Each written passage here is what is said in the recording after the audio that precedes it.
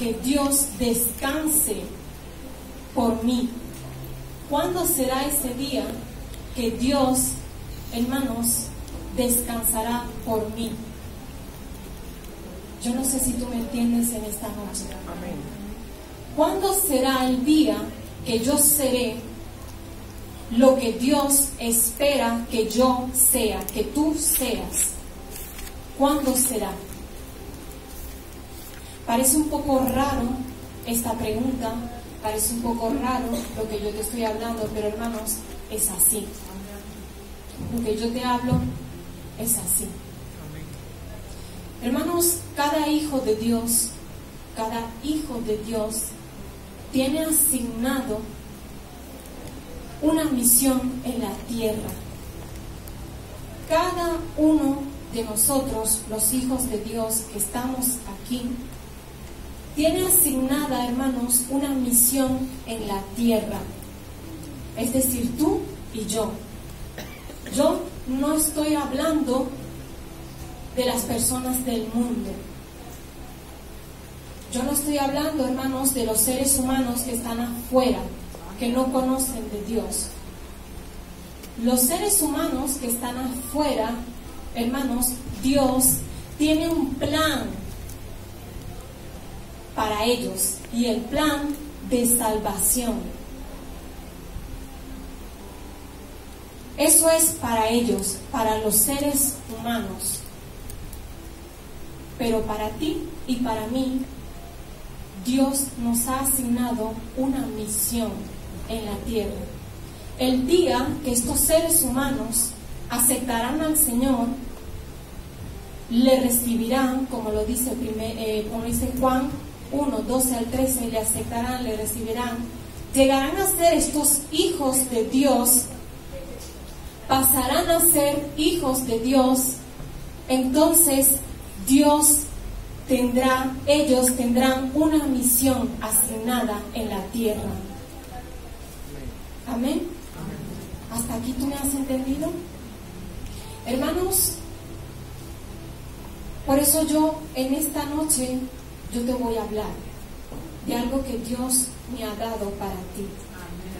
Algo que Dios me ha dicho, habla a la iglesia. Por eso yo no estoy hablando a paganos, yo no estoy hablando a gentiles, yo estoy hablando a hijos de Dios. A hijos de Dios. Hermanos, hasta día de hoy, yo me refiero, hermano, a todos los que llevan a partir de más de 6 meses en esta iglesia con nosotros.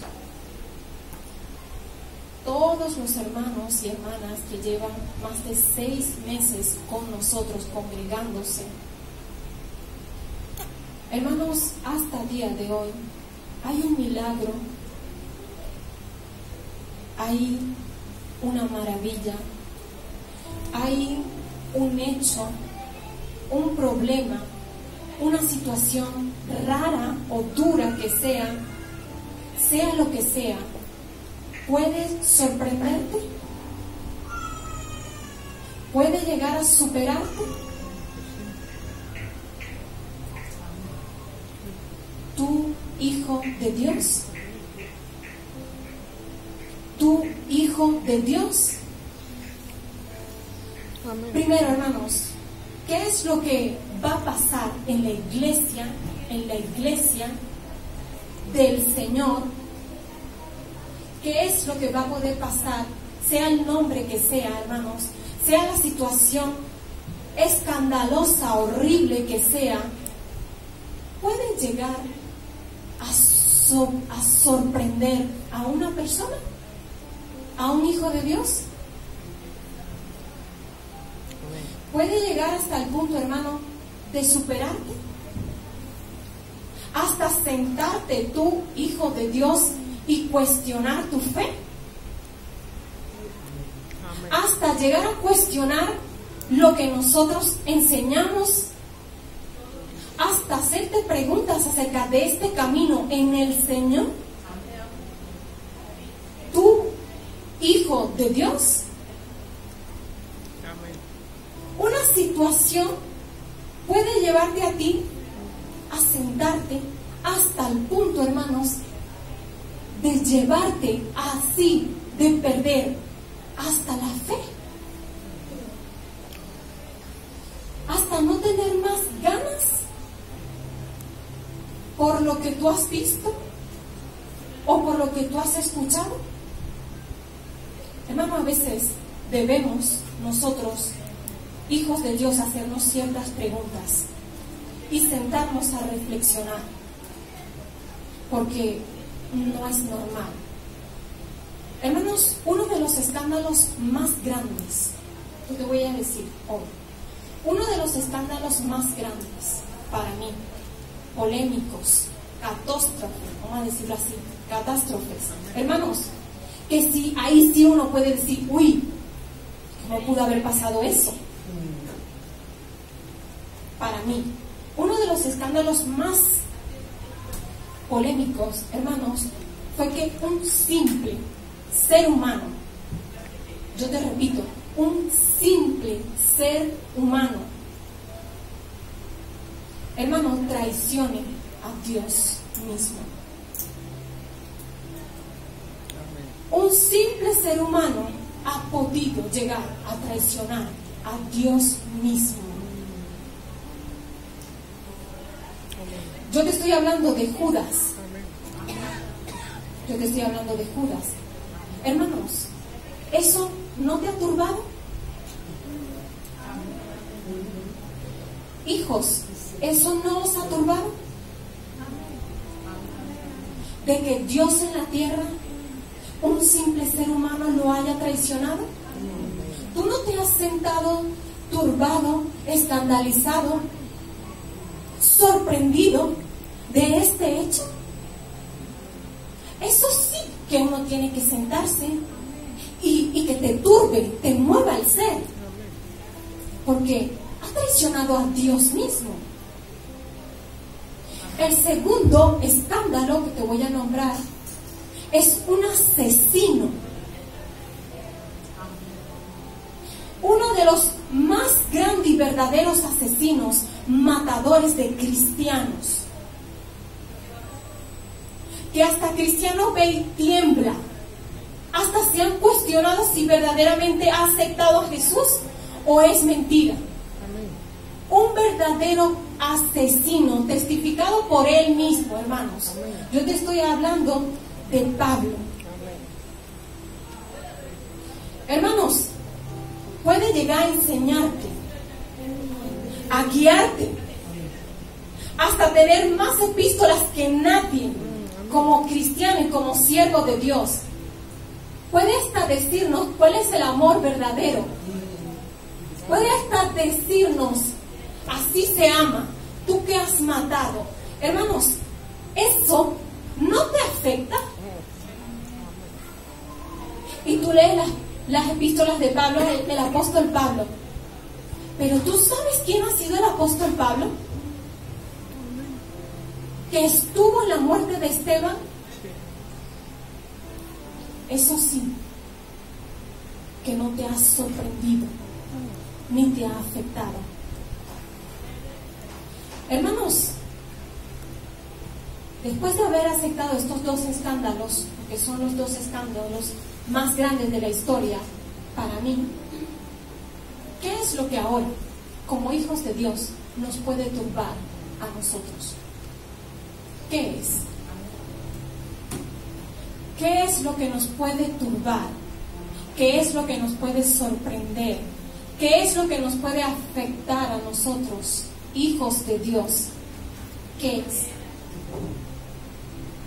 Estas dos cosas para mí son los mayores escándalos que han podido suceder en la historia, como cristianos. Yo me refiero como cristianos. Y esto no nos ha afectado. Hasta leemos el apóstol Pablo y el apóstol Pablo. Pero ¿tú sabes lo que el apóstol Pablo ha hecho? ¿Tú sabes cuántas personas mató? Uno de los asesinos más grandes. Y tú te sientas y tú escuchas sus enseñanzas, tú las aceptas, y es a través de estas cartas que nos guían. Eso no te afecta. Hermanos, hace 5 años que yo enseño, hace 5 años así yo enseño en esta iglesia, en este ministerio. Y yo llevo 8 años, hermano, 8 años que yo sigo siendo enseñada. Yo sigo siendo enseñada. El pastor me enseña. El pastor mismo que tú ves aquí tiene como 20 años en el Evangelio. Y hasta el día de hoy, él también es enseñado. Él también es instruido. Porque escucháis, puede ser que los nuevos no conozcan a su Padre espiritual, pero vendrá uno de estos tiempos y tú lo verás. Hasta el día de hoy el pastor, con 20 años en el Evangelio, él sigue siendo instruido. Se sienta y escucha a otro para que le enseñe y le instruya. Hermano, ¿por qué? Porque yo sigo siendo enseñado después de 8 años en el Evangelio. Porque el pastor sigue siendo enseñado después de sus 20 años en el Evangelio. Hermanos, yo creo que es por lo que dicen las Escrituras, de que uno debe ser enseñado hasta llegar hasta la estatura, hasta la medida del varón perfecto, que es Cristo. Yo pienso y estoy segura que la razón por la que los cristianos nosotros seguimos siendo enseñados es para llegar a la estatura del varón perfecto, como lo dice, hermano, las Escrituras. Hermano, no es para vanagloriarme, pero yo enseño y he enseñado a personas que hoy son maestros en la iglesia. Yo he enseñado a muchos de los que están enseñando como maestros en la iglesia. Yo los he formado. No es para vanagloriarme, pero para decir la verdad. Yo los he enseñado. Y hoy ellos también enseñan a otros y han formado también a otros. También. No es, como te he dicho, para vanagloriarme, pero hermano, es la verdad. Hermano, lo que yo verdaderamente no puedo entender hasta el día de hoy es que hay personas que llevan años en esta iglesia siendo enseñadas, hermanos, y no dejan de sorprendernos. No dejan de sorprendernos. ¿Tú sabes por qué? Porque nunca crecen ni maduran. No crecen ni maduran. Lamentablemente es así. No dejan de sorprendernos. Por eso en 1 Corintios 3, el versículo 1 lo vamos a leer.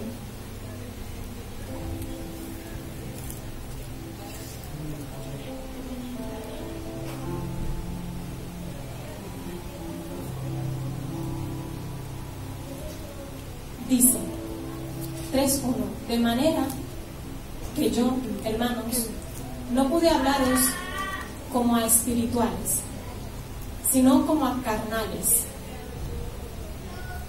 como a niños en Cristo. Como a niños en Cristo. Hermano, este es Pablo que está hablando a los corintios. Hermanos, es lamentable, porque se trata de una de las iglesias más grande que existía en la tierra en aquella época. Era una de las iglesias que era llena de dones y de gracia de Dios. Pero hermanos, y era una de las iglesias que uno de los fundadores más grandes de la tierra y de los cristianos históricamente, uno de los más grandes fundadores, el apóstol Pablo, la ha establecido. Es decir, que Pablo mismo ha establecido, ha fundado esta iglesia. Y era una de las más grandes que había en aquella época. Hermano, pero Pablo se detiene para escribirles esto. ¿Tú sabes por qué? Porque ellos le escribieron a Pablo, o vinieron delante de Pablo para hacerles preguntas acerca de ciertas cosas, hermanos. Cosas que a través de sus relatos, de lo que preguntaban, de lo que decían, hermanos, acerca de la iglesia, acerca de la vida, Pablo se dio cuenta, hermanos, de que estos son cristianos de nombres, nada más. Pablo llegó a la conclusión de que son cristianos de nombre. Son cristianos de nombre, mas no de vocación. Pablo usó la palabra niños carnales. Les llamó como niños carnales en Cristo. Porque lamentablemente, después de todo lo que Pablo les enseñó, después de todo lo que Pablo decía, venir y preguntarle cosas y hablar cosas, él mismo se cogió la cabeza para decir, verdaderamente no son cristianos. Son cristianos solamente el nombre y ya está. Son unos carnales, les llamó. Hermanos, y la pena es que la historia se repite otra vez. La historia se repite otra vez. ¿Cómo puede haber, hermanos, personas? Es posible que personas que tú crees, que uno cree que confía, que estos hermanos llevan años en el Señor y están en el Señor. Hermano, y cuando tú escuchas cómo ellos piensan, cuando tú escuchas cómo razonan, cómo interpretan las situaciones, hermanos, tú te preguntas, tú te haces pregunta acerca de este tipo de persona. ¿Qué es lo que puede, hermano, ocurrir en la iglesia del Señor? ¿Qué es lo que puede pasar en la iglesia del Señor? Para que cuando tú escuchas a este tipo de persona, uno mismo se queda en shock, diciendo, ¿este hermano puede pensar así? ¿Este hermano puede razonar así? ¿Esta hermana puede hablar así? Entonces, ¿cuándo es el día que vamos a contar contigo? Porque llegará un día que hay que contar contigo. ¿Cuándo vamos a contar contigo? Escuchando tus razonamientos y viendo cómo tú respondes.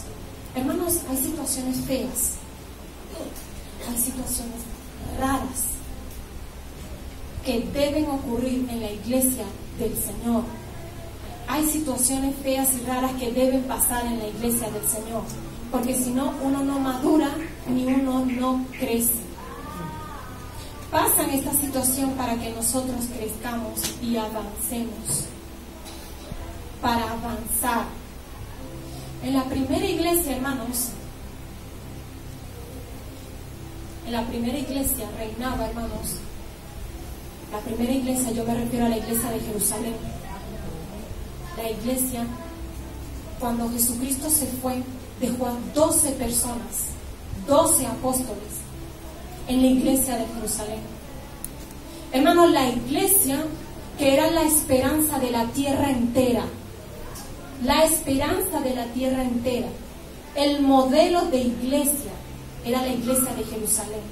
Estas 12 personas ahí, hermano, pero reinaba una parcialidad, reinaba una injusticia, reinaba, hermanos, una cosa de división, y levantó una queja en la cual decían que los judíos hacen diferencia entre los griegos. Tú lo has leído, ¿verdad? Sí. Se levantó, hermanos, una queja diciendo que los judíos nos discriminan a nosotros, los griegos. Perdón. Hermanos, la esperanza de la tierra. Y nosotros leemos esto. Pero esto, ¿escandalizó a alguien en la iglesia? Tú leíste que hubieron muchos que después de esto se marcharon de la iglesia? ¿Escandalizó este hecho, esta parcialidad, esta injusticia a los griegos? ¿Escandalizó a los judíos? No. No. No les escandalizó. Porque, hermanos, donde hay seres humanos siempre va a haber problemas, siempre va a haber discusión. Eso sépalo hoy. ¿Tú sabes cuál es lo que nos diferencia a nosotros del mundo y las discusiones? Es que nosotros discutimos, pero lo arreglamos y se acabó ahí. Amén. Se acabó ahí. Amén.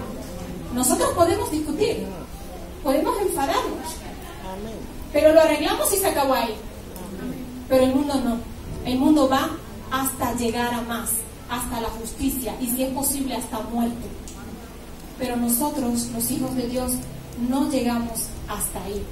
Hermanos, es una pena que hay personas aquí que esperan nuestros errores, esperan que nosotros caigamos. Es una pena para marcharse de iglesia.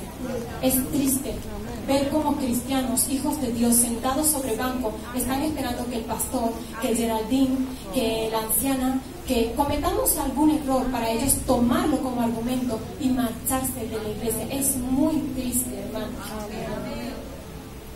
Hermanos, yo te voy a preguntar, ¿quién confirmó el apostolado de Pablo? ¿Quién lo confirmó? Yo sé que hay muchos que no conocen las escrituras, porque yo sé que en Latinoamérica nosotros no leemos Biblia. No leemos Biblia. Entonces hablamos lo que no entendemos. En Latinoamérica nadie lee Biblia. Los únicos que leen la Biblia son los pastores. El pueblo, lo que vais ahí a sentarse a criticar, a juntarse unos con otros y se acabó. Ahí nadie lee Biblia. Eso es así. Hermano, yo he crecido en un hogar donde mi abuela me llevaba. Nunca vi a mi abuela leyendo Biblia. Jamás en la vida vi a mi abuela con una Biblia. Siempre la vi con un palo en la mano y con la boca grande. Yo no he visto a mi abuela con Biblia. Yo no la he visto. Y he ido a la iglesia, y yo no me llevaba la Biblia. ¿Para qué me la voy a llevar? El único versículo que me aprendí fue cuando tenía 11 años. Porque de tal manera amó al mundo, y porque la pobre muchacha, la mujer que nos guiaba, estuvo conmigo durante un mes para que nos aprendamos ese versículo. El único versículo que yo llegué aquí, cristiana, a la mano del pastor con 20 años, fue ese versículo. Porque de tal manera amó Dios al mundo.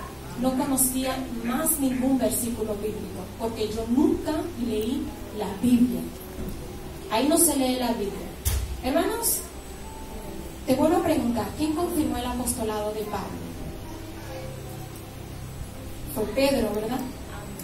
Fue Pedro con Santiago, el hermano de Jesús, Juan y los apóstoles. Le dieron la mano en señal de que sí, tú eres digno para la obra y para el ministerio. Y lo llamaron, hermanos, apóstoles. Apóstol también, entre ellos. Pero yo te voy a decir una cosa. Pablo no fue testigo de un hecho hipócrita que hacía Pedro. Pablo no estuvo en un hecho donde Pedro estaba con los gentiles y cuando llegaban los judíos se quitaba de los gentiles y se metía con los judíos. Amén, amén. ¿Y qué hizo Pablo? Pablo fue delante de él y le dijo, lo que tú haces no está bien, porque eso es ser hipócrita. Tú estás con ellos, pero cuando ellos vienen ya tú te quitas y te vas para allá. Le reprochó, ¿no? Pablo le reprochó. ¿Y qué hizo Pedro? Pedro aceptó. Dijo amén. No hubo problema. Hermano, yo te pregunto, Pablo, por ese hecho, dejó de tenerlo como máxima autoridad para él. No. Aun cuando lo vio cometer uno de los errores más grandes, uno de los escándalos que hay, sí, hijas, hablarlo. Hermanos, hablarlo. El jefe de iglesia haciendo, ¿cómo se llama esto? Acepción de personas. El jefe de iglesia. Pero Pablo seguía sometido a él. Hermanos, este hecho no escandalizó al mismo Pablo. Él siguió. siguió predicando, siguió anunciando el Evangelio. Por eso, hermano, yo a veces doy gracias a Dios. ¿Tú sabes por qué? Porque a pesar de nuestros errores, nosotros que servimos a Dios y que servimos aquí, Dios nos ha guardado de que personas débiles como vosotros, que os gusta hablar y que por nada os escandalizáis, no os habéis visto nada. Yo doy gracias a Dios que nos ha guardado, porque si no, muchos abandonarían la iglesia. Y conocemos uno a uno de las personas, hermano, que están esperando nuestra caída para irse. ¿Puede un matrimonio en crisis, un matrimonio cristiano en crisis, hermano, un hecho de robo, eso puede afectarme a mí? ¿A mí?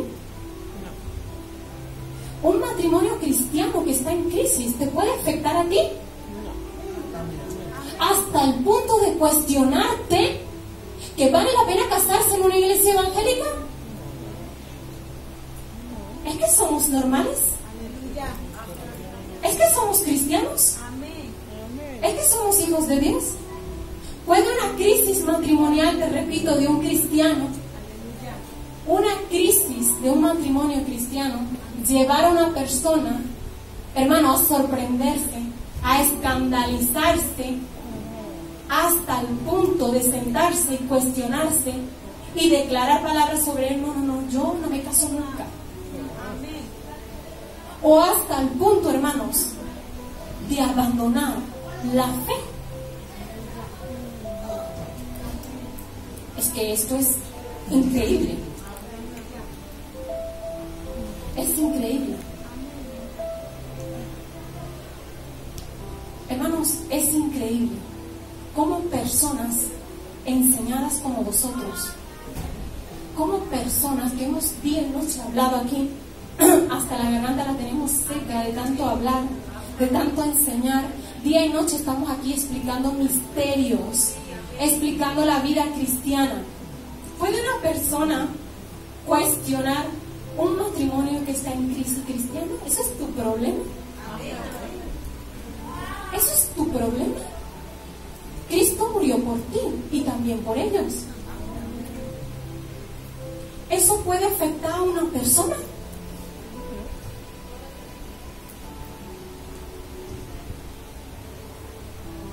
Decídmelo.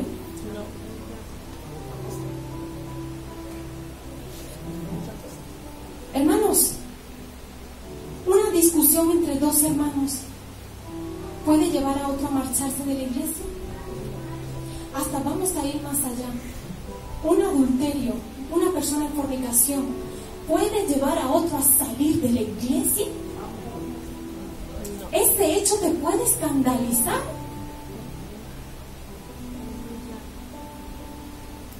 ¿Eso te puede afectar? Un hablar, un decir, reprochar a una persona, no vea cómo le ha hablado, yo ahí no voy más. Hasta un reproche, hasta ni siquiera reproche, hasta una corrección. Para decir, hija, así no hagas en la iglesia. Aquí en la iglesia se viene a escuchar la palabra. ¿Ya a otra persona esto la puede afectar? ¿Esto puede afectar a un cristiano hijo de Dios? ¿Esto puede escandalizar a un cristiano hijo de Dios? Mira, a partir de hoy así lo vamos a hacer así. Y ya la persona empieza a panicar.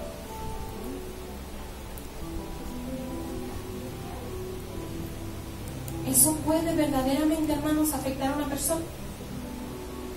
Por eso Jesucristo, en el Mateo 17, vamos a leerlo, el 15,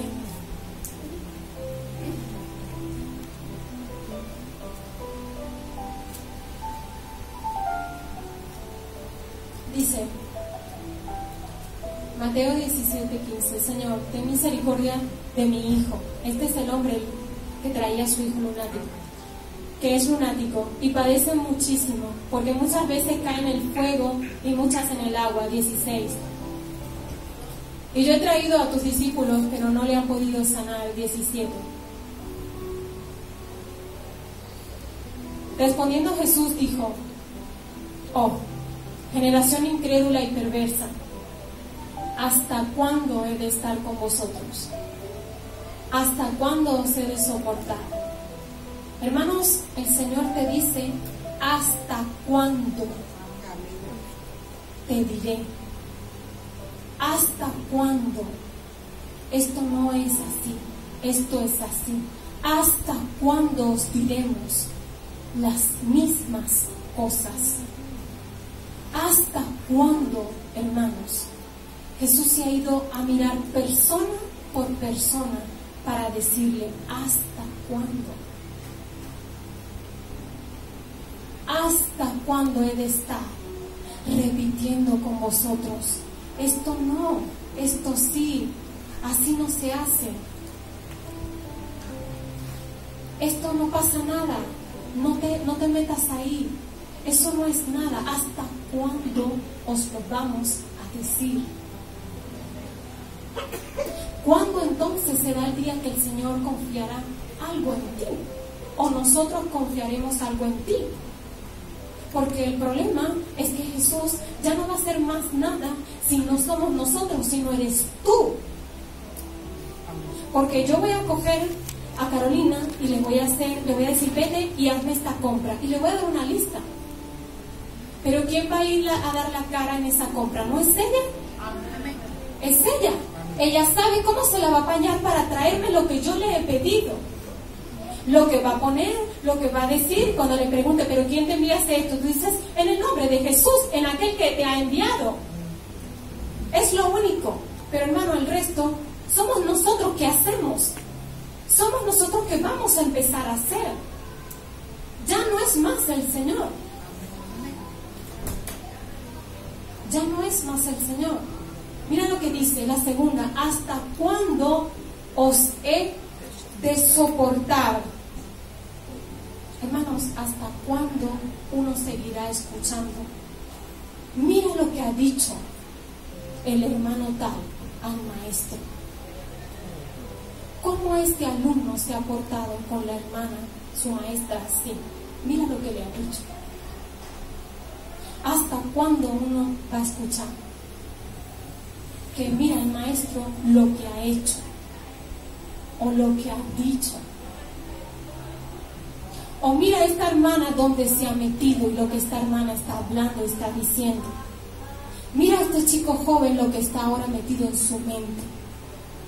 Mira la cosa que acabo de escuchar de boca de tal hermano o de tal hermana. ¿Hasta cuándo, hermanos, uno va a escuchar este tipo de cosas en una iglesia así como la nuestra? Que sois enseñados así en gran manera. ¿Hasta cuándo? ¿Hasta cuándo? Hace 3,000 años, hermanos, más de 3,000 años, Dios buscaba a quien enviar. Y lo hemos visto en Isaías, decía, ¿a quién yo enviaré? Y verdaderamente vemos que ha sido Él mismo que ha venido. Mesías significa enviado de Dios.